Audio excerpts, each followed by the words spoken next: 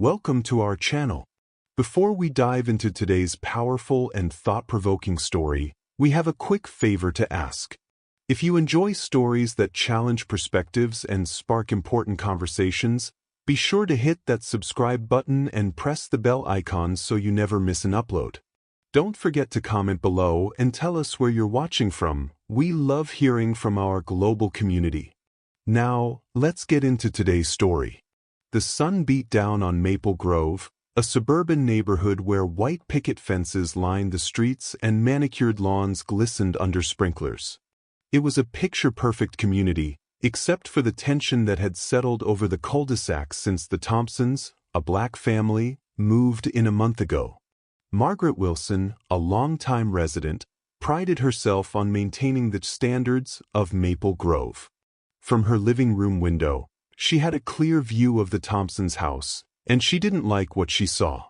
Samuel Thompson, the father, was a tall man with broad shoulders and a kind smile. His wife, Grace, was soft-spoken but carried herself with grace and confidence. Their two young children, Maya and Ethan, were full of energy, often playing in the front yard. For Margaret, it was all too much.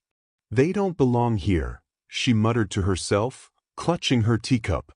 Every movement from the Thompsons became an event for her to scrutinize.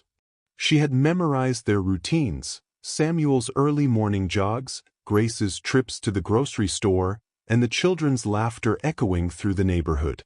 Her obsession reached its peak one Saturday morning when she saw Samuel mowing his lawn. Margaret's mind raced as she watched him.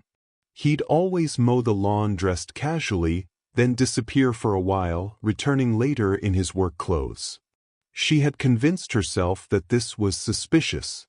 Her chest tightened with indignation, and she decided she couldn't let it go any longer.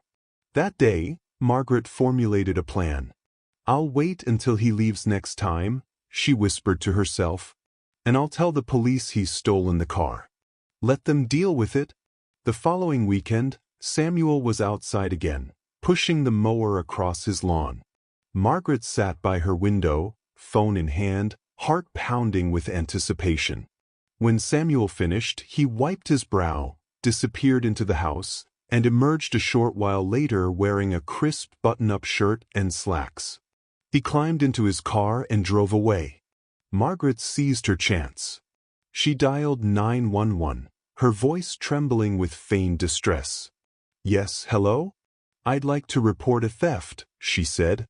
"My neighbor's been acting suspicious for weeks. He just got into a car, a silver sedan, and drove off. I think he stole it. Please hurry." Within minutes, the sound of sirens filled the air. Two police cars screeched to a halt outside the Thompsons' home, startling Grace, who was tending to her flower bed. She looked up, confused, as the officers approached. "Ma'am, is this your vehicle?" one officer asked, pointing to the silver sedan parked in the driveway. Grace's brow furrowed. "Yes, it is. Is something wrong?" Margaret watched from her window, her excitement quickly turning to discomfort. She hadn't anticipated that Grace would confront the officers. The officers explained the situation, and Grace's expression shifted from confusion to outrage. "My husband drives that car to work every day. We have all the paperwork. Who would accuse him of stealing his own vehicle?" Samuel returned home minutes later to find the commotion. Calm but firm, he presented the car's registration and proof of ownership. The officers, realizing their mistake, apologized and left. Margaret's stomach churned as Samuel and Grace stared directly at her house before heading inside. The next day, a knock at Margaret's door startled her. It was Samuel. She hesitated before opening it, her heart pounding. "Good morning, Mrs. Wilson," he said, his tone polite but firm. "I know it was you who called the police. I don't know what we've done to make you uncomfortable, but my family deserves to live here just like anyone else. We're not going anywhere." Margaret opened her mouth to respond but found no words. As Samuel walked away, she closed the door and sank into a chair, her mind racing. For the first time, she felt a twinge of shame. Over the next few weeks, Margaret noticed something change. The neighborhood, which had been largely silent about her behavior, began rallying around the Thompsons. Neighbors stopped by to introduce themselves, children played together, and Grace's flower garden became a talking point. Margaret felt increasingly isolated as her attempts to sow discord backfired. One evening, as she watched the Thompsons from her window, she saw Samuel helping Maya ride her bike while Grace chatted with a group of neighbors. Margaret sighed, the weight of her prejudice pressing down on her. For the first time, she wondered if she was the one who didn't belong in Maple Grove anymore. A few days later, Margaret's resentment flared again when she saw Maya and Ethan waiting at the bus stop with the other children. The sight of the two black children mingling with the white kids made her blood boil.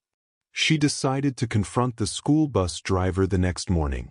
As the bus pulled up and children climbed aboard, Margaret marched over, waving her hand to stop the driver. "Excuse me," she began, her tone sharp. "I need to speak with you about a matter of concern." The driver, a middle-aged man named Tom, raised an eyebrow. "What seems to be the problem, ma'am?" Margaret lowered her voice, though her words dripped with venom. "I don't think it's appropriate for those children," she gestured toward Maya and Ethan, "to ride this bus.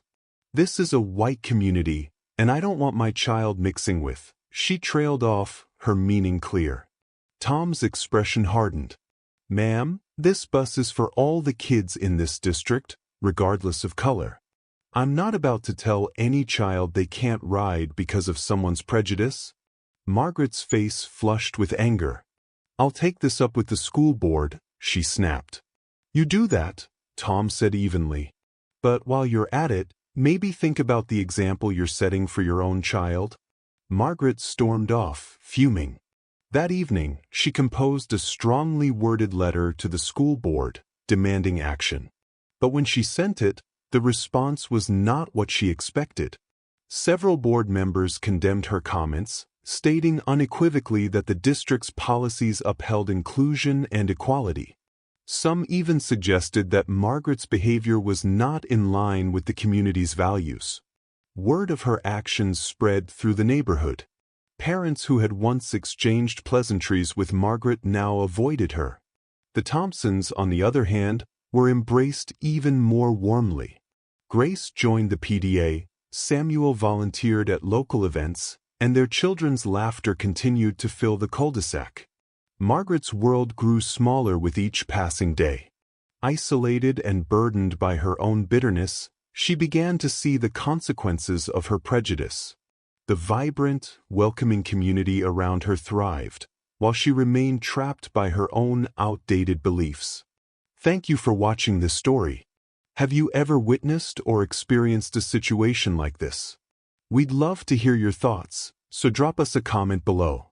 And if you haven't already, make sure to subscribe to our channel, hit the bell icon, and stay tuned for more stories that spark meaningful conversations. See you in the next video.